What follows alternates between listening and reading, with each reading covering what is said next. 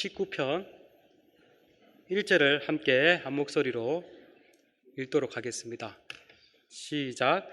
하늘이 하나님의 영광을 선포하고 궁창이 그의 손으로 하신 일을 나타내는 도다. 아멘. 이어서 시편 111편 2절입니다. 함께 읽으시겠습니다.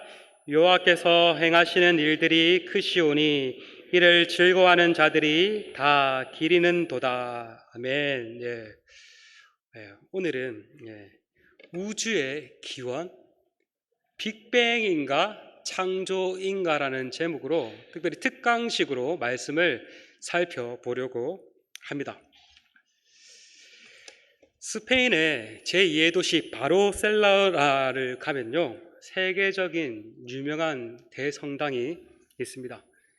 그것은 바로 천재 건축가 안토니 가우디가 설계한 사그라다 파밀리아라는 대성당입니다. 이 성당은요, 언제 건축을 했냐면요, 1882년에 건축 공사를 시작해서 이번 주에 뉴스가 나왔어요. 무려 144년 만인 올해 6월 10일, 지난 주간이죠.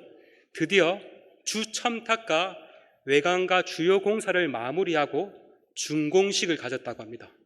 아직 내부 일부 공사가 남아있어서 완공은 2036년 정도에 최종적으로 완공되는데, 일단은 144년 만에 준공식을 가졌다고 합니다. 혹시 이 성당 가본 분 계세요? 아무도 안 계세요? 저도 아직 못 가봤어요. 자, 이 성당 한번 좀 자세히 보면은요, 이게 외관을 보면은 잘 보일지 모르겠는데, 많은 성경 속의 인물들의 조각이 섬세하게 조각되어 있고요. 또 내부를 보면은 그림이 좀 화질이 좀 떨어지지만 형형색색의 스테인드 글라스와 또 섬세한 기둥들이 이렇게 펼쳐져 있습니다. 그런데 이게 딱 이제 준공되고 완공된 뒤에 이제 한참의 시간이 흘렀다고 생각해 봅시다. 한참의 시간이 흐른 뒤에 누군가가 이 성당을 보면서 이렇게 말을 한다면 어떨까요? 이 성당 건물은 설계자도 없고요, 설계도도 없고요, 건축한 사람도 없습니다. 처음에 여기에는 아무것도 없던 빈터였는데 오늘날 갑자기 뻥 하고 대폭발이 일어났습니다. 그런데 신기하게도 폭발 이후에 생겨난 돌들과 먼지들이 서로 막 수백 년 동안 뭉치고 깎이기도 하더니 갑자기 저렇게 정교하고 아름다운 성당의 모습으로 완성되었습니다. 여러분, 누군가가 이렇게 말을 한다면 믿을 사람이 한 사람이 더 있겠습니까? 없겠습니까? 한 사람도 없겠죠. 에이, 말도 안 된다라고 생각을 하겠죠. 그런데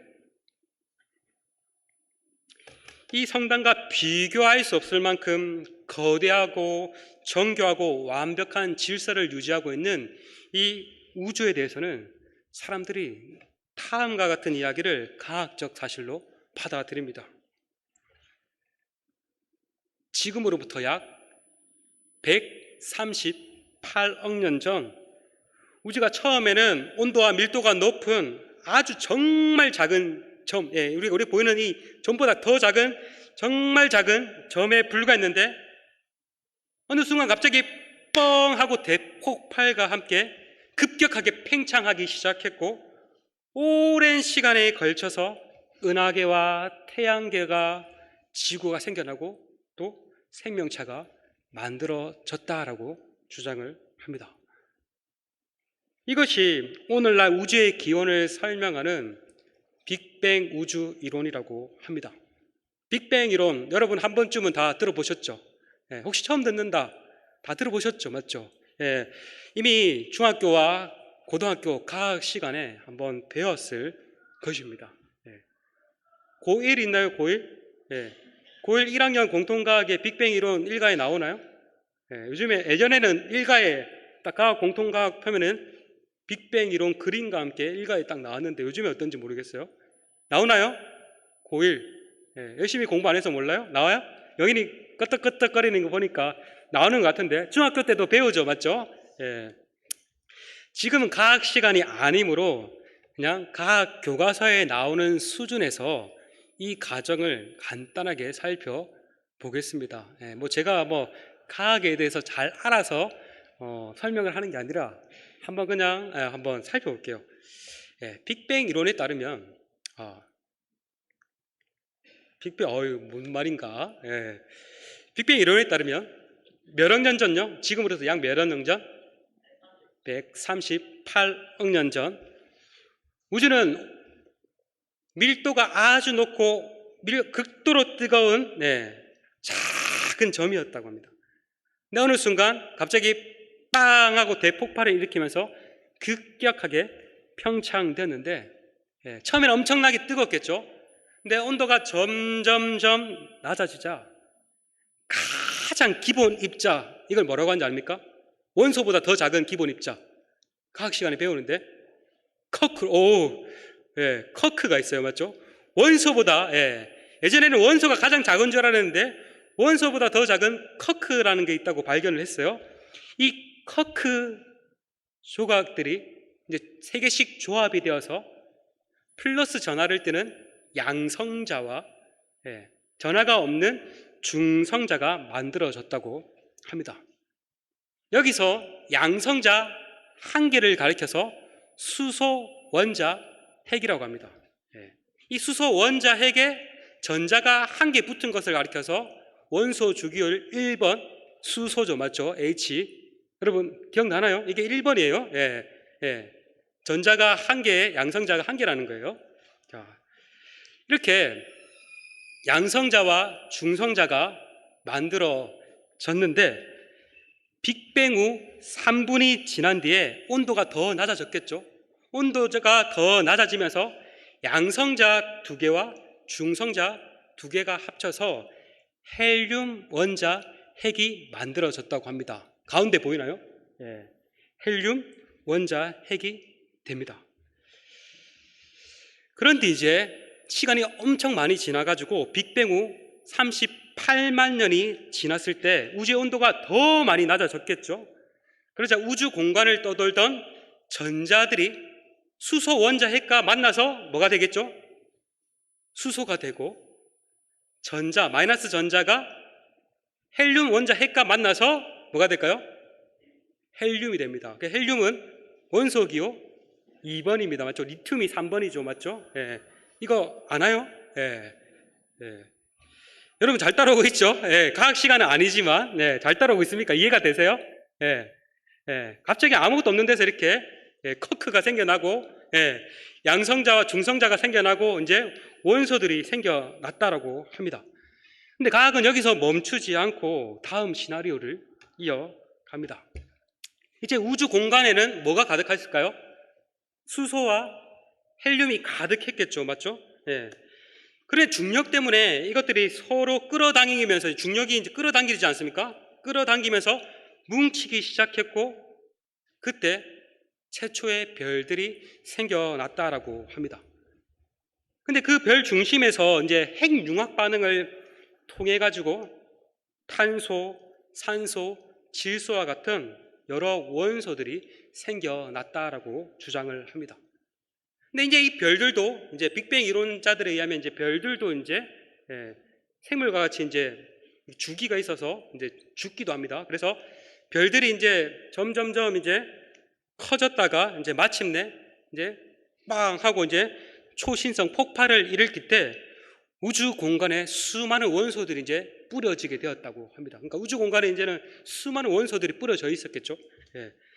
그런데 이 먼지들이 다시 중력으로 뭉쳐서 약 46억 년 전 태양계와 지구가 만들어졌고 지구에 생명이 탄생해서 진화한 결과 오늘날 인간이 되었다고 합니다. 여러분 어떠세요? 그럴듯한가요? 아니면 에이 뭐야 말도 안 돼 라고 생각이 되나요? 그런데 오늘날 많은 과학자들과 많은 사람들이 이 빅뱅 이론을 믿고 있습니다. 그냥 믿는 이유도 여러 가지 있으니까 그냥 믿겠죠. 여러 가지 이제 이유들도 그 사람들이 이제 이 빅뱅 이론을 믿는 여러 가지 이유들도 있습니다. 특별히 허블의 망원경을 통해서 이제 우주가 계속해서 팽창되고 있다는 것을 발견하게 되었고, 그래서 빅뱅 이론을 또 믿는 이유가 되기도 한다고 합니다. 그런데 이 빅뱅을 주장하는 현대 우주론자들도요, 스스로 인정하는 한계가 있습니다. 그것은 바로 빅뱅 이론을 지지하는 유명한 저서 빅히스토리라는 책이 있는데, 아주 두꺼운 책인데 이 3명의 저자가 적었는데, 이 책을 보면 현대 우주론의 한계를 이렇게 고백을 합니다. 우주의 진화를 연구하는 현대 우주론도 시작의 역설을 풀지 못했다. 우주론자는 빅뱅 이전에 무엇이 있었는지 추정하기 위해서 애쓰지만 현재로서는 왜 우주가 무에서 출현했는지 알 수 없다. 빅뱅 이전에 무가 있었는지조차 알 수 없다. 빅뱅 이후로서는 나름대로 이제 과학적 근거를 가지고 설명을 할 수 있었지만, 빅뱅 이전에 무엇이 있었고 어떻게 해서 이렇게 빅뱅이 일어났는지 설명할 수 없다라고 고백을 했습니다. 또 이렇게 말을 하더라고요. 현재 대다수의 천문학자와 우주론자는 빅뱅 이론이 우주의 기원을 합리적이고 정확히 설명한다고 여긴다. 그러나 이 이론도 완벽하지 않다.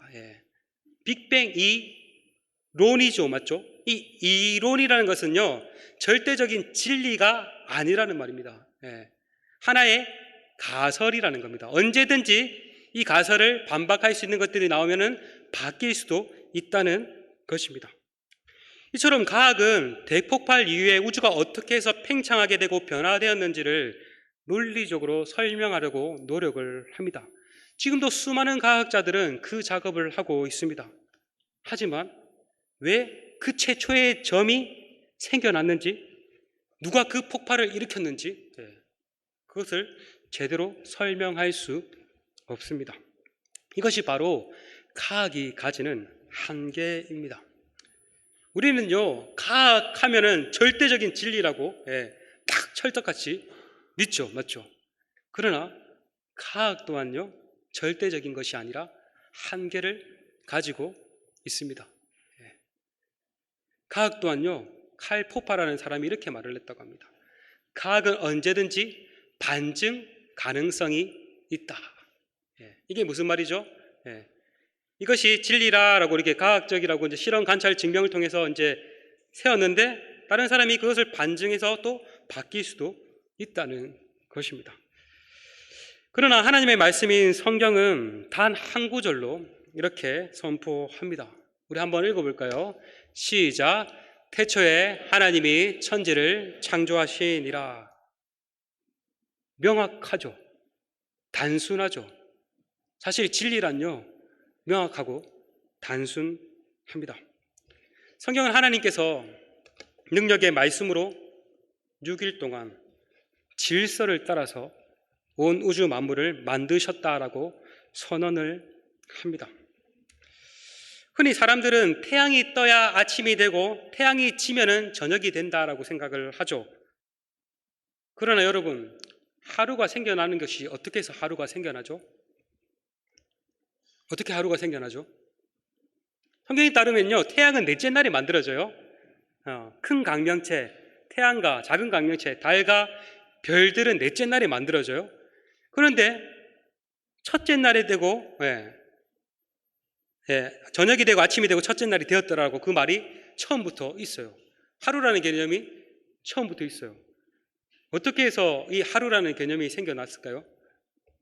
바로 지구가 스스로 돌죠. 이 자전 때문에 하루라는 개념이 생겨납니다. 그래서 하나님은 처음부터요, 태양이 만들어지기 전부터 지구가 자전하도록 이렇게 세팅을 하셨습니다.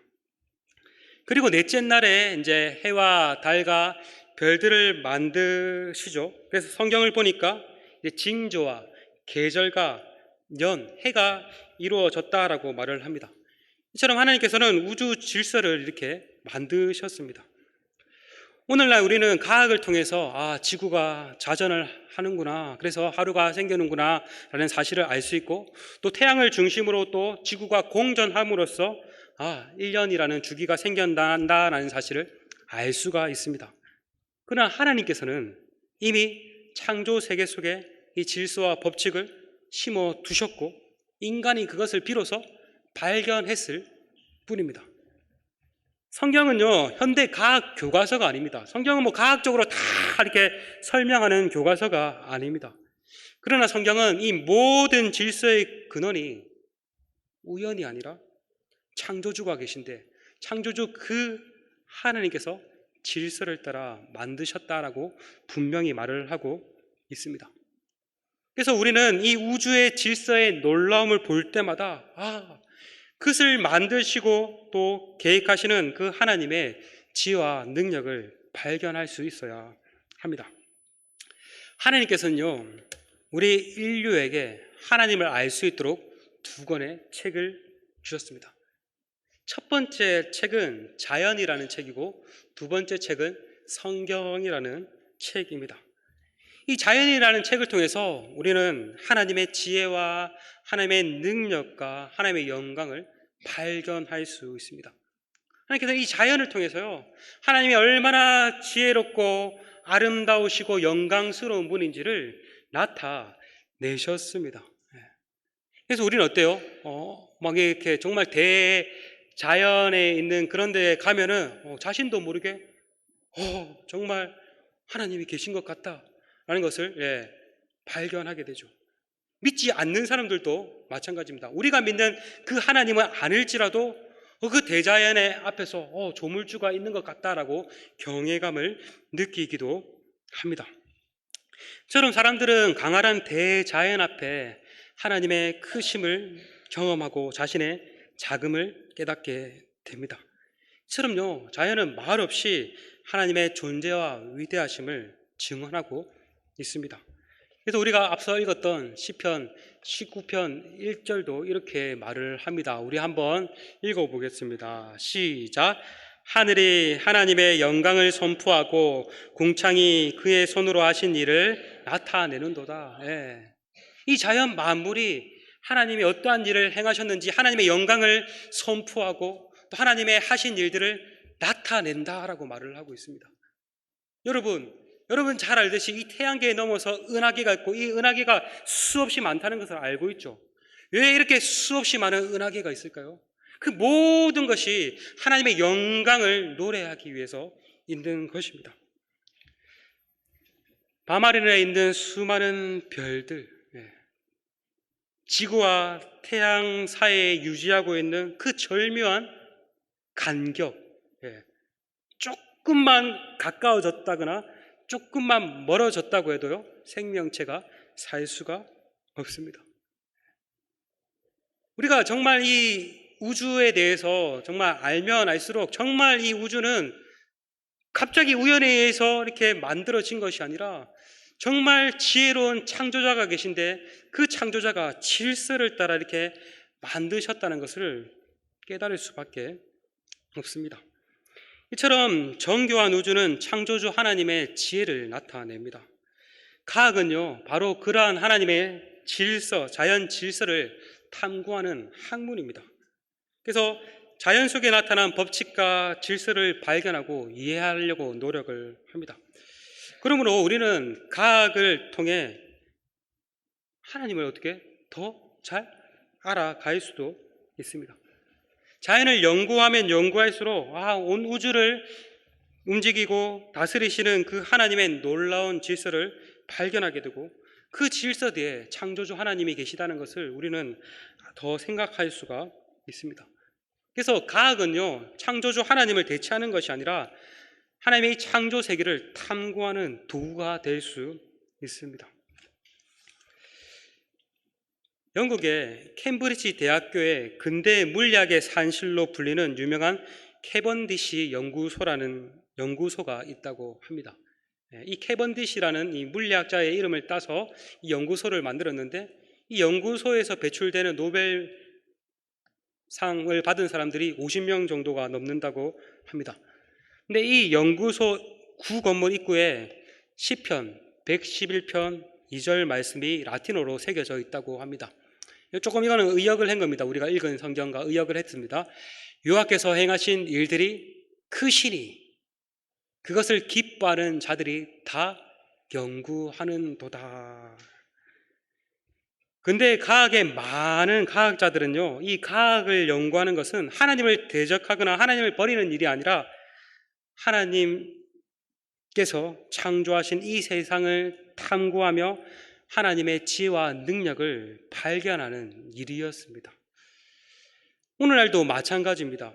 과학적 탐구를 깊이 하면 할수록 우리는 우주 속에 나타난 하나님의 놀라운 질서와 정교함을 발견하게 됩니다. 그리고 그 질서 뒤에 놀라운 창조주 하나님의 지혜와 능력을 경외하게 됩니다. 여러분, 과학은 하나님을 대신하는 것이 아닙니다. 하나님께서 만드신 이 세계를 이해하도록 돕는 도구입니다. 그러므로 믿는 사람들에게 있어서 과학은 신앙의 대적이 아니라 창조주 하나님을 깊이 알아가는 통로고 도구가 될 수 있습니다. 그러나 자연이라는 책만으로는 분명히 하나님을 알아가고 구원을 얻는데 한계가 있습니다.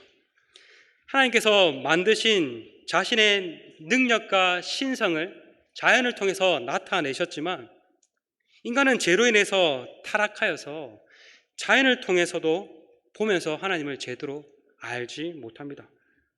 밤하늘의 별을 연구한다고 해서 삼위일체 하나님을 알 수 있을까요? 자신이 죄인인지 어떻게 구원을 받는지 깨달을 수 있을까요? 절대 알 수 없습니다. 그래서 하나님께서는 우리에게 또 다른 한 권의 책인 성경을 주셨습니다. 성경을 통해서 우리는 하나님께서 자신이 어떠한 분이신지 더 분명하게 알리셨습니다. 우리는 성경을 통해서 하나님이 어떠한 분이신지, 인간은 어떠한 존재인지, 어떻게 예수 그리스도를 통해서 구원을 받는지를 알 수가 있습니다. 과학이 자연을 연구하는 학문이라면 신학은 성경을 연구하는 학문입니다. 과학은 하나님께서 만드신 이 세계를 탐구하지만 성경은 그 세계를 만드신 하나님을 탐구하는 학문입니다.